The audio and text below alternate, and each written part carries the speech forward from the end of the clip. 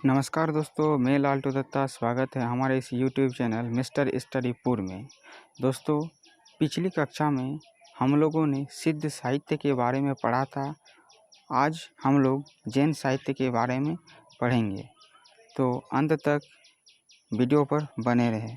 तो आइए शुरू करते हैं। क्या है जैन साहित्य? जिस प्रकार हिंदी के पूर्वी क्षेत्र में सिद्धों ने बौद्ध धर्म के वज्रयान मत का प्रचार हिंदी कविता के माध्यम से किया, उसी प्रकार पश्चिमी क्षेत्र में जैन साधुओं ने अपने मत का प्रचार हिंदी कविता के माध्यम से किया। इन कवियों की रचनाएं आचार, रास, फागु, चरित आदि विभिन्न शैलियों में मिलती है। आचार शैली के जैन काव्यों में घटनाओं के स्थान पर उपदेशात्मकता को प्रधानता दी गई है। फागु और चरित काव्य शैली की समानता के लिए प्रसिद्ध है। रस शब्द संस्कृत साहित्य में क्रीड़ा और नृत्य से संबंधित था। भरत मुनि ने इसे क्रीडनीय कहा है। वात्स्यायन के कामसूत्र के रचना काल तक रास में गायन का भी समावेश हो गया था। अभिनव गुप्त ने रास को एक प्रकार का रूपक माना है। लोक जीवन में श्री कृष्ण की लीलाओं के लिए रास शब्द रूढ़ हो गया था और आज भी सामान्य जनता उसी अर्थ में इसका प्रयोग करती है। जैन साधुओं ने रास को एक प्रभावशाली रचना शैली का रूप दिया। जैन तीर्थंकरों के जीवन चरित्र तथा वैष्णव अवतारों की कथाएं जैन आदर्शों के आवरण में रास नाम से पद्यबद्ध की गई। जैन मंदिरों में श्रावक लोग रात्रि के समय ताल देकर रास का गायन करते थे। 14वीं शताब्दी तक इस पद्धति का प्रचार रहा। अतः जैन साहित्य का सबसे अधिक लोकप्रिय रूप रास ग्रंथ बन गए। वीर गाथाओं में रास को ही रासो कहा गया, किंतु उनकी विषय भूमि जैन रासो ग्रंथों से भिन्न हो गई है। पूर्वोक्त प्रमुख शैलियों में लिखित आदिकालीन हिंदी जैन साहित्य का संक्षिप्त परिचय यहाँ प्रस्तुत किया जाता है। श्रवकाचार पहला ग्रंथ है। श्रवकाचार क्या है? देवसेन नामक प्रसिद्ध आचार्य ने 933 ईस्वी में इस काव्य की रचना की थी। ये एक अच्छे कवि तथा उच्च कोटि के चिंतक थे। इन्होंने अपभ्रंश में भी दव्य सहाव्यास नामक काव्य लिखा था। हिंदी में लिखित इनकी अन्य रचनाएं लघुनय चक्र तथा दर्शनसार है, जो काव्य की सीमा में नहीं आती। श्रवकाचार में 250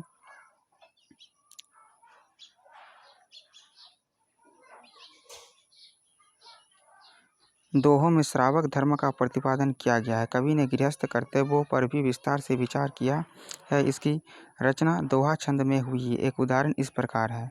जो जिन शासन भाषियौ सो मई कहिमौ सारू, जो पालई सही भाव करी सो सरी पावई पारू। अब कौन सा ग्रंथ है? तो भरतेश्वर बाहुबली रास। आइए देखते हैं क्या है भरतेश्वर बाहुबली रास। मुनि जिन विजय ने इस ग्रंथ को जैन साहित्य की रास परंपरा का प्रथम ग्रंथ माना है। इसकी रचना 1184 ईस्वी में शालिभद्र सूरी ने की थी। ये अपने समय के प्रसिद्ध जैन आचार्य तथा अच्छे कवि थे। इस ग्रंथ में भरतेश्वर तथा बाहुबली का चरित्र वर्णन है। ये दोनों चरित नायक संस्कृत, प्राकृत तथा अपभ्रंश में भी काव्य रचना का विषय रहे हैं। प्रस्तुत कृति में इनकी जो कथा वर्णित है, उसमें इन्हें अयोध्यावासी ऋषभ जिनेश्वर के यहाँ सुनंदा और सुमंगला से उत्पन्न बताया गया है। भरत आयु में बड़े थे, पराक्रमी भी अधिक थे।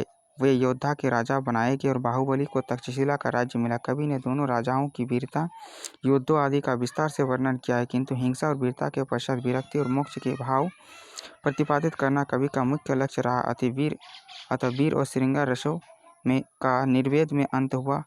205 छंदों में रचित यह एक सुंदर खंड काव्य। इसकी भाषा में नाटकीयता, उक्ति, वैचित्र्य तथा रसात्मकता के सर्वत्र दर्शन होते हैं।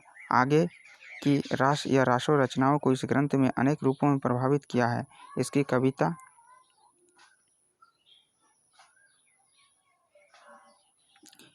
का एक उदाहरण यहाँ प्रस्तुत है।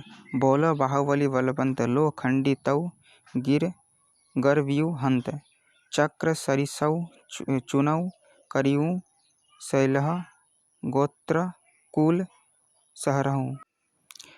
आगे क्या है? चंदन वाला रास।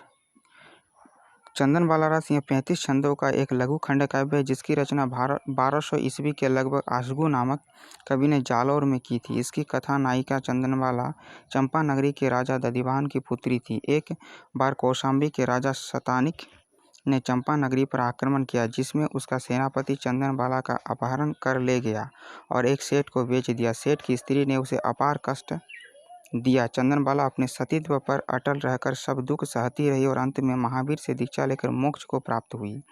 इस लघु कथानक पर आधारित यह जैन रचना करुण रस की गंभीर व्यंजना करती है। भाव सौंदर्य के जितने चित्र इसके रचयिता ने अंकित किए हैं, सभी ने उसकी काव्य निष्ठा व्यंजित है।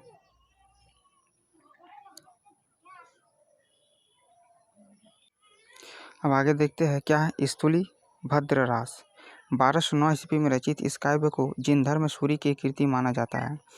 स्थूली भद्र और कोशा वेश्या के विषय में अन्य रचनाएं भी मिलती है, किंतु इस कीर्ति की सभी घटनाओं से उनका प्रत्यक्ष संबंध नहीं है। अवान्तर घटनाओं के माध्यम से लोकघट के रूप में स्थूली भद्र का संयम चित्रित करके कवि ने काव्य को विशिष्ट बना दिया है। कोशा वेश्या के पास भोग लिप्त रहने वाले स्थूली भद्र को कवि ने जैन धर्म की दीक्षा लेने के बाद मोक्ष का अधिकारी सिद्ध किया है। काव्य की भाषा पर अपभ्रंश का प्रभाव अधिक है, फिर भी इसकी भाषा का मूल रूप हिंदी है। धार्मिक दृष्टि से प्रेरित होने पर भी इसका भावभूमि और अभिव्यंजना काव्यानुकूल है। अब आगे देखते हैं क्या है रोबंधगिरी रास। तो रोबंधगिरी रास यह विजयसेन सूरी की काव्य कीर्ति है। 1231 ईस्वी के लगभग लिखित इस काव्य में तीर्थंकर नेमिनाथ की प्रतिमा तथा रोबंधगिरी तीर्थ का वर्णन है। यात्रा तथा मूर्ति स्थापना की घटनाओं पर आधारित यह रास वास्तुकलात्मक सौंदर्य का भी आकर्षण प्रस्तुत करता है। प्रकृति के रमणीक चित्र इस काव्य के भाव तथा कलापक्षों का श्रृंगार करते हैं। एक उदाहरण देखिए। कोयल कलियलो मोर केकारो समय महुयर महुर गुंजारो जलद जाल बम्बाले निजरनी समाउलु रेहई उज्जिल सिहरू अली कज्जल सामुलु।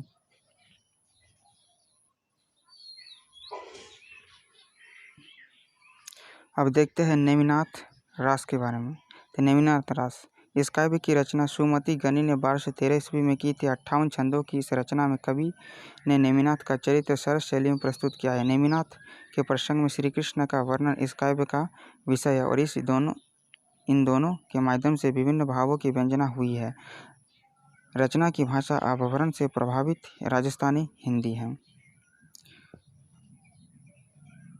दोस्तों, इस चैनल पर यूजी और पीजी से संबंधित हिंदी साहित्य के सभी भागों को पढ़ाया जाता है, अतः इस चैनल को सब्सक्राइब कर दें। धन्यवाद।